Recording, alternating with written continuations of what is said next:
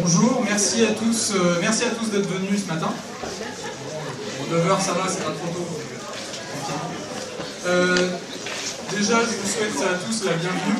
Au nom des Master 2 APA, je vous remercie encore une fois d'être venus si nombreux.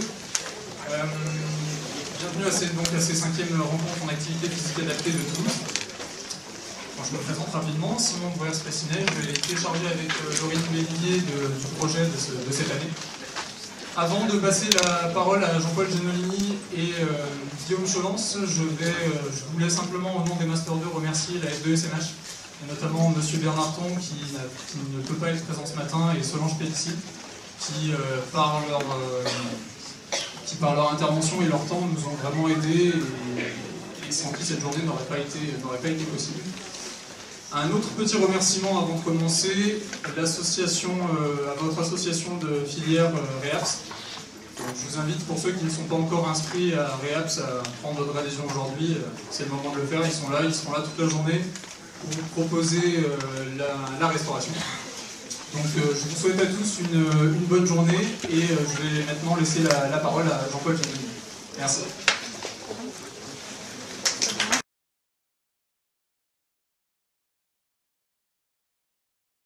Alors je vais prolonger un peu cette tâche de remerciement pour à mon tour déjà ouvrir ces journées.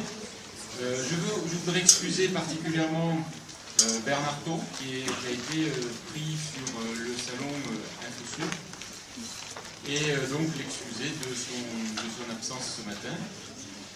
Je voudrais remercier particulièrement tous nos invités qui ont accepté de se déplacer de loin, pour certains, et remercier aussi l'équipe qui a été à l'organisation de ce projet, de ce programme, particulièrement les étudiants du Master 2 qui ont été très mobilisés sur ce projet qui, je le rappelle, est un projet tutoré qui entre dans le cadre de la formation. On est sur les 5e rencontres en APA.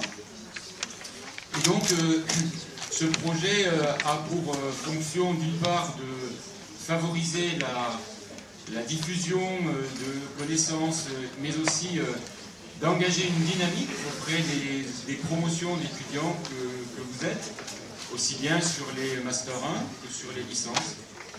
Et donc voilà, je voudrais particulièrement les remercier et remercier aussi les enseignants qui ont accompagné ce projet, les tuteurs, que sont David Communal, Yann Darol, qui ont travaillé avec acharnement sur le montage de cette journée avec les étudiants.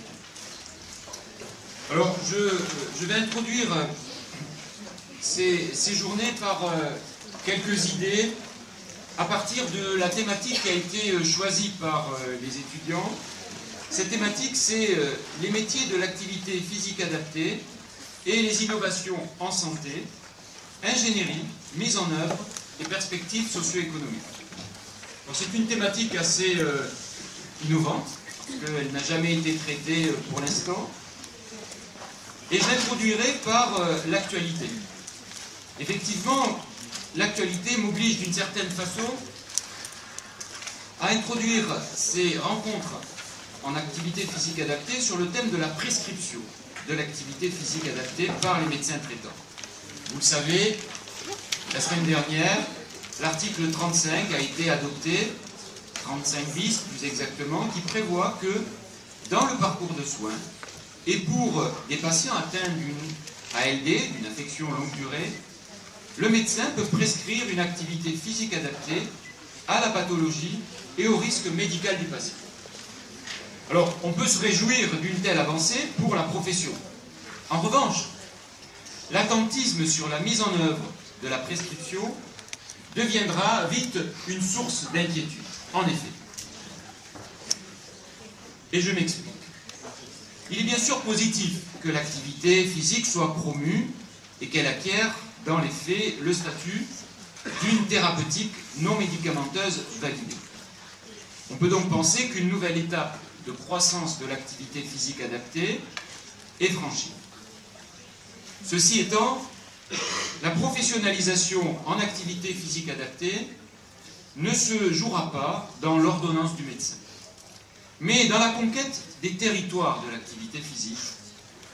Ainsi, une première approche est posée comme un acte fondateur de la profession, précisément par le référentiel métier, qui nous sera présenté aujourd'hui, et qui délimite les espaces professionnels par des compétences appliquées, repérées sur le terrain. Mais cela n'est pas suffisant. Une seconde approche, et c'est celle-là qui nous revient de développer, doit prendre place et elle permet d'inscrire l'activité physique adaptée par des stratégies de développement dans les territoires de santé. C'est la recherche et la production d'innovation. Alors, il faut toutefois replacer, pour comprendre cette orientation des innovations, le développement de l'APA dans une évolution plus globale des politiques de santé, qui sont passées de la planification sanitaire dans les années 70 par la loi hospitalière à un pilotage régional de la santé basé sur les besoins de la population, en phase avec les territoires de santé. Alors qu'est-ce qu'un territoire de santé? Un territoire de santé est construit avec une finalité particulière: permettre l'accès effectif et efficace de la population à un ensemble de services sanitaires et, dans certains cas, médico-sociaux et sociaux. Alors, du point de vue des politiques de santé et de la mise en œuvre de ces politiques, ça suppose d'évaluer les besoins de ces territoires, de voir les conditions de proximité par rapport aux services de santé, notamment la desserte de ces territoires en médecins généralistes.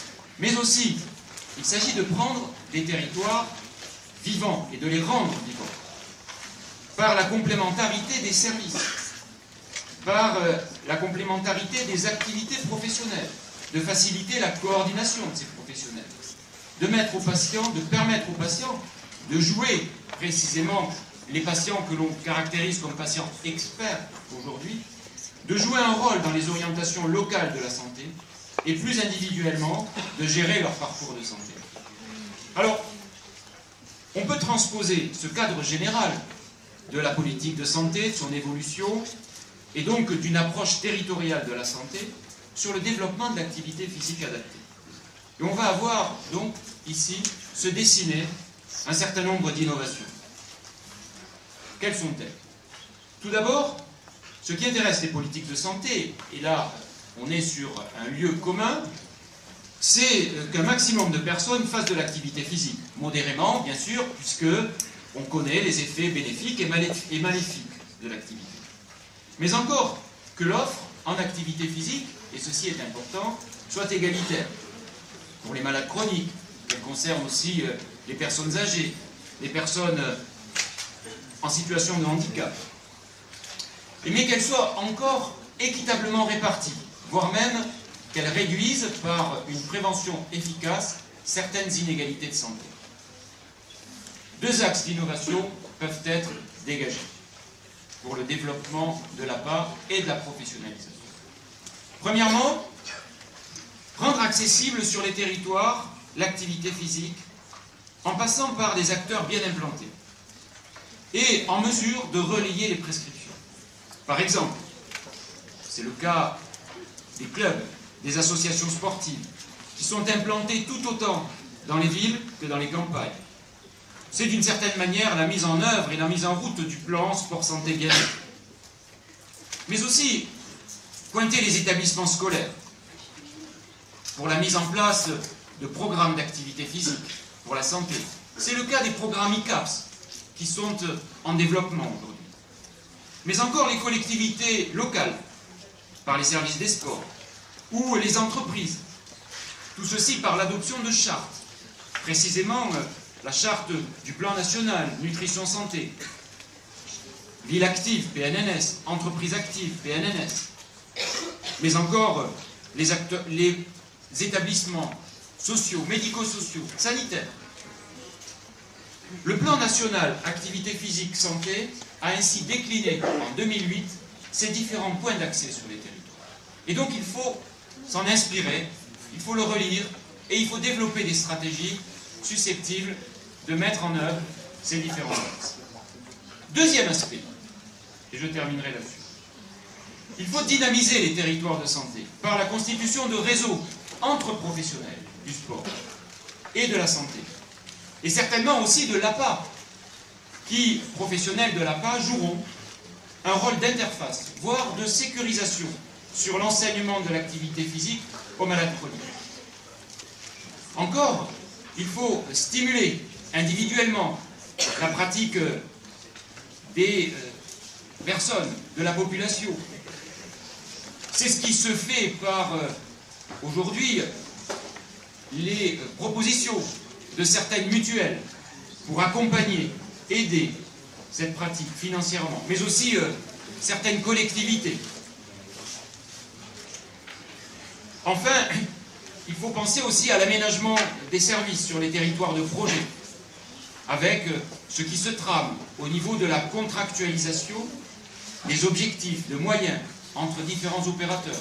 J'entends par là, par exemple, les contrats locaux de santé, qui dynamisent aujourd'hui la mise en œuvre, notamment sur la municipalité de Strasbourg, la mise en œuvre du sport sur ordonnance. Bref, la mise en place encore des programmes d'éducation thérapeutique.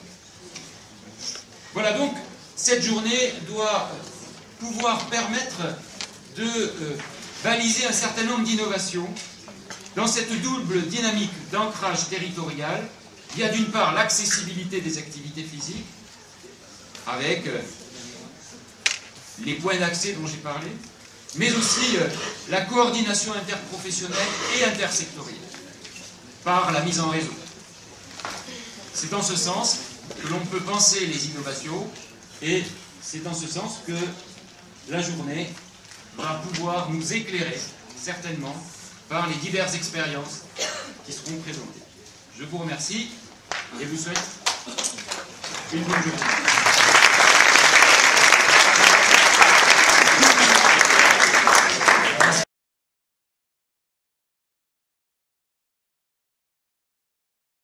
Bonjour à tous. Merci aux organisateurs déjà pour l'invitation. Pour me présenter très rapidement, je m'appelle Guillaume Chevant, vous avez le petit encadré en bas à gauche. Je suis doctorant en STAPS à l'Université de Montpellier, je suis dans le comité d'administration de la Société française des professionnels en APA et je suis chargé de mission aussi à la STAPS. Donc initialement j'ai le rôle de faire un petit peu le lien entre ces deux associations et voilà, entre autres c'est ça. Donc du coup l'objet de cette présentation c'est d'aller sur la présentation du référentiel métier, vous en avez peut-être entendu un petit peu parler, mais je ne pouvais pas parler du référentiel métier sans dans un premier temps introduire peut-être de façon un peu plus générale ce que sont les activités physiques adaptées.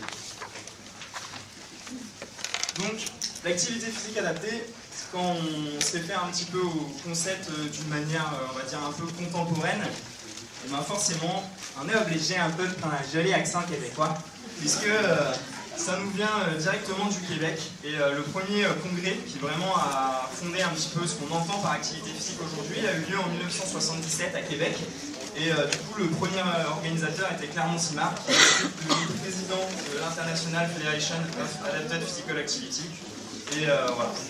Donc, Clermont Simard, il fait pas ce congrès. Ils répondent à trois nécessités. Une première nécessité scientifique, il y avait un champ qui se développait autour de l'activité physique mais qui n'était pas encore très bien cadré. Une nécessité académique, dans le sens où il y avait une nécessité de mettre en place des formations dans ce champ de l'activité physique adaptée.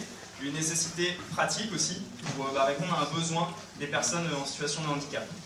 Là, je vais vous faire part de quelques lignes qui m'ont été rapportées donc, par Clermont Simard dans le cadre d'un échange de mails où il m'avait fait part, qui ont servi à l'écriture d'un article scientifique sur l'histoire des APA.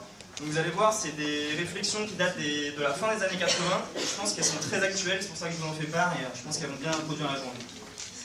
Alors la volonté des personnes qui ont monté l'IFAPA au départ, c'est dans un premier temps de répondre aux besoins amplifiés des personnes vivant avec des limitations. J'ai repris exactement la sémantique, vous verrez des fois c'est plus québécois que français, mais c'était pour garder un peu d'authenticité. La deuxième volonté, c'était de changer la vision des professionnels en regard de ces clientèles pleines de potentialités. La troisième volonté, c'était de s'auto-gérer dans l'univers de l'activité physique adaptée. La quatrième, c'était de répondre à une démarche de formation, et il l'écrivait tel quel, il disait à l'époque, aucune formation de qualité n'existait, les professionnels de santé prescrivaient des activités sans aucun objectif précis et sans évaluation de ses effets. On est à la fin des années 80. Il y avait aussi la nécessité de répondre à une inadéquation entre le monde des activités physiques et sportives de l'époque et les besoins de cette clientèle. Donc là, il mettait en avant le fait qu'il y avait une pratique de l'activité physique et du sport qui était très tournée vers la compétition et qui ne répondait pas forcément à l'ensemble de ce que peut être les APA aujourd'hui. Il y avait une nécessité de ne pas se cantonner à la médecine du sport, qui était à l'époque, via le développement de certaines associations comme l'American College of Sport Medicine, de plus en plus prégnante dans ce domaine-là. Et une nécessité de diffuser une vision qu'il appelle holistique de l'activité physique adaptée, partant de la personne, en favorisant donc sa santé, sa condition physique, sa joie de vivre et son intégration dans son environnement physique et social. Et finalement, il résume tout ça comme ça, il disait « Notre intention à cette époque était de promouvoir une vie active au fil des ans des personnes ayant un handicap. » Alors, comment tout ça s'est transféré en France? Je vous fais un rapide contexte historique avant de partir sur le référentiel métier.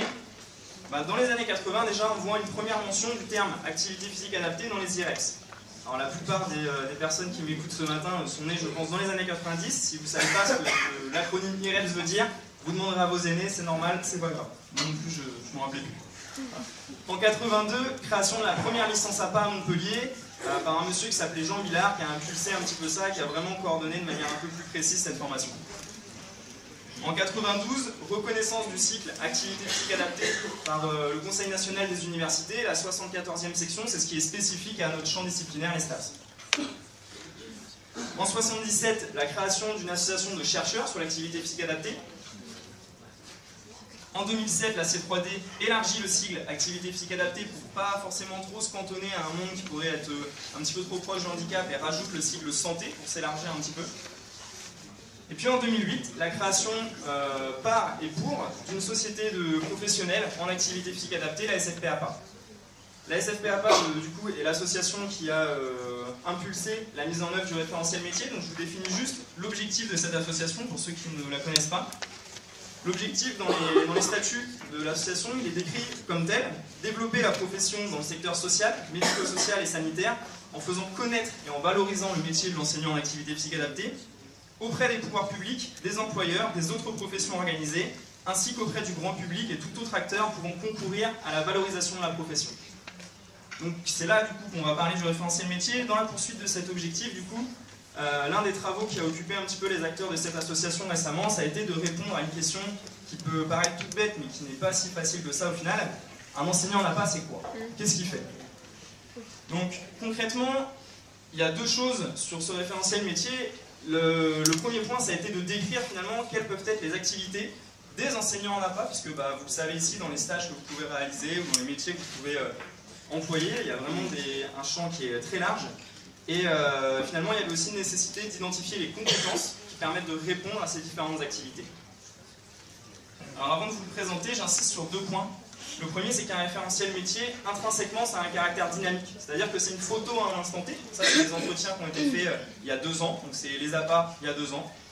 Forcément, ce référentiel métier, il est destiné à évoluer, à grandir en même temps que le métier évolue. Le deuxième, c'est qu'il est focalisé sur le niveau licence, enseignant en activité physique adaptée. Il ne faudra pas faire l'amalgame avec les professions au niveau master qu'il peut y avoir. Voilà, c'était juste deux petites infos. Alors sur les aspects méthodologiques, puisque c'est une véritable étude, ce référentiel métier, c'est une étude qui a été conduite par un comité de pilotage de 3 représentants de la SFPAPA et 3 représentants du CRIS, donc un laboratoire de l'université Claude Bernard Lyon 1. Et en gros, ce qu'ils ont fait, c'est qu'ils ont réalisé 60 entretiens semi-directifs chez des professionnels de l'activité physique adaptée. Il y a 3 choses qui ressortent particulièrement dans ce référentiel métier. Des situations professionnelles types, c'est-à-dire où est-ce que vont travailler les professionnels en APA. Des compétences transversales, qu'est-ce qu'ils savent faire, qu'est-ce qu'ils doivent savoir faire. Et un cœur de métier, finalement, peu importe le domaine de l'activité physique adaptée dans lequel je travaille, est-ce que je partage quelque chose avec un autre enseignant en APA. Donc sur les situations professionnelles, le référentiel métier, à ce jour, c'est ce que je vous disais, ça se trouve il y en aura d'autres plus tard, il identifie 8 situations professionnelles. Une première en médecine de chirurgie obstétrique, je vais les lister rapidement. En soins de suite de réadaptation, en affection de longue durée et réseau de santé, donc l'enseignant en APA aussi peut travailler en soins psychiatriques, auprès de personnes âgées en établissement, d'enfants et d'adolescents en situation de handicap et ou en difficulté d'insertion. D'établissements aussi d'accueil pour les adultes en situation de handicap et de jeunes ou adultes en difficulté d'insertion sociale. Concernant les activités, les compétences maintenant de ces enseignants en activité physique adaptée, quels que soient les différents champs que je vous ai définis juste avant, il y en a 7 principales qui ressortent dans ce référentiel métier. Une première qui concerne l'élaboration, la capacité à élaborer un projet en APA qui répond aux besoins d'une population, aux besoins d'une structure. La capacité à évaluer de manière initiale, de manière continue, les activités qu'on met en œuvre. La conception de programmes, l'enseignement, l'intervention, l'animation de ce programme ensuite auprès des publics. La formalisation, la capacité à rendre des comptes sur son activité. La participation au changement, d'un point de vue global, finalement aujourd'hui, posez-vous la question de quelle est la finalité d'une prise en charge en activité physique adaptée. Et un 7e point donc, qui est le fait de se coordonner avec une équipe pluridisciplinaire, puisque en général, vous le savez, dans vos stages, vous avez pu le voir, l'enseignant en activité physique adaptée est un maillon de la chaîne et évidemment travaille avec tout un tas de professionnels, quel que soit le secteur. Donc, sur le cœur de métier, il y a 3 points qui ont été identifiés particulièrement. Le premier, l'objectif, c'est d'optimiser les capacités des personnes à besoins spécifiques, c'est vraiment le cœur de chaque situation professionnelle. Ensuite, de concevoir des programmes qui soient personnalisés, d'intervention pour ces personnes à besoins spécifiques, de contribuer finalement à leur autonomie et à leur participation sociale, quelles que soient les situations. Donc en synthèse, ce référentiel métier nous donne un cœur de métier qui se retrouve aujourd'hui, j'insiste, ce sera peut-être différent dans 2 ans, dans 8 situations professionnelles, et qui renvoie elle-même à 7 compétences spécifiques. Alors, et ensuite, ce référentiel métier, déjà dans un premier temps, il va falloir communiquer dessus, le diffuser, le représenter. Auprès des syndicats représentatifs, auprès des politiques, auprès des personnes qui ont une influence sur la manière dont toutes ces activités vont s'organiser. Il va falloir s'en servir aussi au niveau académique. Là, j'ai parlé de changement de paradigme, c'est-à-dire qu'au final, ce référentiel métier part de ce qu'est le terrain et décrit un certain nombre de compétences. Peut-être qu'aujourd'hui, nos formations ne répondent pas toutes à toutes ces compétences. Et peut-être qu'il y a des adéquations à faire par rapport à ça. Et ensuite, comme je le dis depuis le début, intrinsèquement, ce référentiel métier, il faudra le faire évoluer. Décrire des activités et des compétences supplémentaires, peut-être des nouveaux secteurs professionnels. Je pense par exemple à l'enseignant en APA, en activité libérale, il y en a de plus en plus aujourd'hui à la SFPAPA, ça se trouve c'est peut-être une situation, une 9e situation professionnelle qui rentrera en compte dans quelques années quand on refera le référentiel. Alors plus globalement, l'enjeu aujourd'hui dans l'activité physique adaptée, c'est un enjeu surtout de renforcer notre identité. Pourquoi je dis ça? Et particulièrement dans l'actualité en ce moment, pas mal de questions se posent, je pense à l'amendement Fournéron, Monsieur Genolini du coup en a parlé juste avant moi, qui, au-delà du simple amendement, pose la question demain, dans la rédaction des décrets d'application, ce qui va permettre la mise en œuvre effective de cet amendement, à qui on va faire appel pour encadrer des personnes qui ont des besoins spécifiques, des personnes atteintes de maladies de longue durée, qui est signé dans l'amendement. Il y a des nécessités de répondre à des questions aussi, vous avez peut-être dû la voir, il y a une pétition, je crois, qui tourne depuis quelques jours, je ne suis pas trop sur les réseaux sociaux, mais j'en ai lu les grandes lignes, qui posait la question de savoir est-ce que le professionnel en APA est un professionnel de santé. Moi j'ai ma réponse sur ce sujet, on n'est pas tous d'accord déjà rien qu'au sein du bureau de la SFPAPA. Mais voilà, c'est des questions aussi qui vont nous permettre à un moment donné de nous positionner, de rassurer peut-être certaines professions qui se demandent qu'est-ce qu'on fait et vraiment quel est notre cœur d'intervention. J'ai pensé aussi à l'enseignant en APA, parce que c'est un acteur de la prévention primaire. Je pense qu'on va pouvoir en débattre ce matin au vu du titre de la journée, des objectifs de la journée. Pareil, j'ai mon avis sur la question, mais on n'est pas tous d'accord. Ces différents éléments, j'aurais pu en lister d'autres, c'est vraiment ce qui vont comment dire, voilà, renforcer, affirmer, et j'espère dans les années à venir trouver un consensus entre nous sur, en France, l'activité physique adaptée, comment est-ce qu'elle s'applique. Je vais finir par un chiffre, le chiffre 29. Alors 29 c'est quoi? Eh bien 29 c'est la moyenne d'âge des adhérents de la Société française des professionnels adaptés. Donc il y a à peu près 1000 adhérents, et à 29 ans, quand on a fait un cursus en STAPS, alors désolé je suis filmé, je vais avoir un langage un peu chartier, mais à 29 ans on a une putain de VO2 max, et on a du temps devant nous pour faire toutes ces choses-là, donc moi j'ai bon espoir que tout ça avance très bien. Voilà. Merci de votre attention.